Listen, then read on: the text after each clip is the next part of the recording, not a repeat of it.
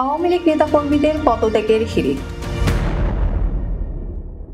Fascist Sheikh হাসিনার দল আওয়ামী লীগের নেতারা একের পর এক পদত্যাগের মিশনে নেমেছেন। সম্প্রতি আওয়ামী লীগের কার্যক্রমে গণহত্যার বিচার না হওয়া পর্যন্ত নিষেধাজ্ঞা দেওয়া হয়েছে। এরপরে দল থেকে পদত্যাগের হিড়িক লেগে গেছে। ফ্যাসিস্ট দলটির নেতাদের পদত্যাগের ধরনও বেশ চমক জাগানিয়া। কেউ ফেসবুকে শেখ হাসিনার দলকে স্বৈরাচার আখ্যা দিয়ে পদত্যাগ করছেন, তো আবার কেউ ঢাকঢোল পিটিয়ে রীতিমতো সংবাদ সম্মেলন করে দল ত্যাগের ঘোষণা দিচ্ছেন। শুধু কি তাই, শরীরে দুধ ঢেলে আবার নিজেকে পরিশুদ্ধ করছেন। স্বৈরাচার শেখ হাসিনা ২৪-এর গণ অভ্যুত্থানে চোরের মতো লেজ গুটিয়ে নেতাকর্মীদের বিপদে ফেলেই পালিয়ে যায়। জুলাই অভ্যুত্থানে হাসিনার নির্দেশে তার গদি বাঁচাতে ছাত্র জনতার ওপর নিপীড়ন চালাতে প্রকাশ্যে অস্ত্র হাতে মাঠে নামে তার দল আওয়ামী লীগ সহ এর সহযোগী সংগঠনগুলোর নেতাকর্মীরা। কিন্তু হাসিনা বেলা শেষে নিজে বাঁচতে তাদের বিপদে ফেলে পালিয়ে যায়। যে দলের নেত্রী এমন অমানবিক এবং নিজ দলের নেতাদের বিপদে ফেলতে পারে, সেই দল আর কি করে করবে বাংলার জনতা? আওয়ামী লীগ থেকে পদত্যাগ করা বেশিরভাগ নেতাই এটিকে পদত্যাগের অন্যতম কারণ হিসেবে অবহিত করেছেন। এদিকে আবার সম্প্রতি নিষিদ্ধ ঘোষণা করা হয়েছে আওয়ামী লীগের কার্যক্রম।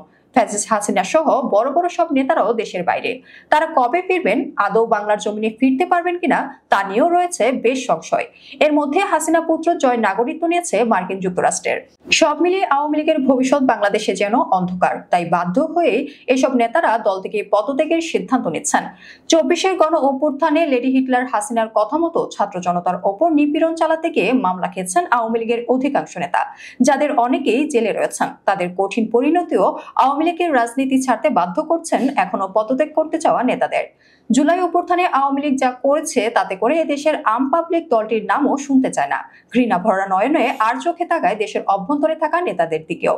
যে দলের রাজনীতির নেতাদের জনতার ঘৃণা ছাড়া সম্মান দিতে পারছে না, সেই দলের রাজনীতিতে থাকতে চান না প্রাক্তন নেতারা। মূলত এসব কারণেই দল বেঁধে আওয়ামী লীগ ত্যাগ করছেন ফ্যাসিস্ট হাসিনার সাবেক অনুচররা। প্রসঙ্গত, জুলাই গণহত্যা করে গত ৫ আগস্ট দেশ থেকে পালিয়েছে শেখ হাসিনা সহ দলের মন্ত্রী, এমপি ও শীর্ষ নেতারা। এরপর থেকে দেশে বিদেশেও ছন্নছাড়া আওয়ামী লীগের নেতাকর্মীরা। বিশেষ করে যেসব নেতা দেশ ছেড়ে যেতে পারেননি, তারা আছেন বড় বেকায়দায়। হামলা মামলার ভয়ে বাড়িতে থাকতে পারছে না।